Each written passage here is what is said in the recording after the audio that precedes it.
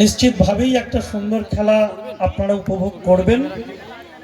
মঞ্চে এই মুহূর্তে আমাদের সকলের প্রিয় বিধায়ক সম্মানীয় সীতানাথ ঘোষ রয়েছেন আমাদের হাটাল অঞ্চলের আমাদের অভিভাবক সম্মানীয় অনিলবাবু রয়েছেন, সুকুমারদা রয়েছেন, হাটাল অঞ্চলের সম্মানীয় প্রধান রয়েছেন, পঞ্চায়েত সমিতির মেম্বার রয়েছেন, হাটাল হাই স্কুলের প্রধান শিক্ষক গণেশবাবু রয়েছেন, হারুবাবু রয়েছেন, সর্বোপরি রবি থেকে শুরু করে মঞ্চে অনেকেই রয়েছেন। আমি সকলকে যথাযথ মর্যাদার সঙ্গে সম্মান জানাই।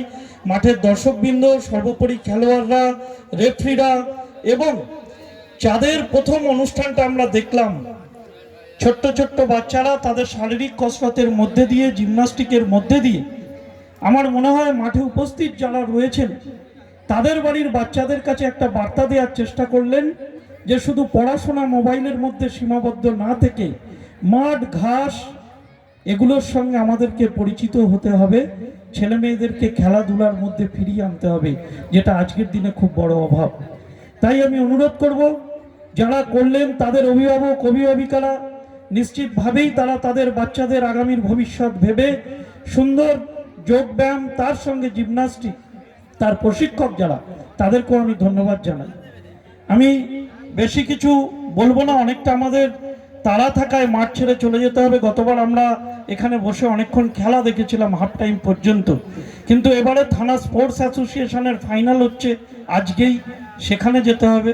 শঙ্করহাটি 2-তে একটা ক্রিকেট ট্রফি ফাইনাল হচ্ছে, সেখানেও যেতে হবে, যার ফলে তারা খেলাটা দেখতে পারলে ভালো লাগতো। আমি দর্শকদের কাছে অনুরোধ করব যে আপনারা প্লেয়াররা মাঠে যাই করুক, দর্শকরা মাঠের বাইরে উত্তেজিত হবেন না।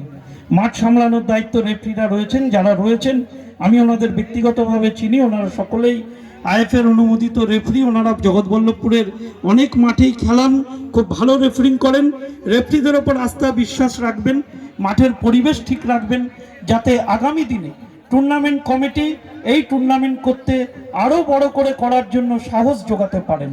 পাশাপাশি হাটাল মানুষদের জন্য একটা সুখবর দেব, দীর্ঘদিন ধরে হাটালের স্কুলের জন্য আমাদের বিধায়কের কাছে বারে বারে প্রধান শিক্ষক সহ অনিলবাবু সহ হাটাল এলাকার বহু মানুষ বারে বারে বলছিলেন স্কুলে একটা ফান্ড দেওয়ার জন্য।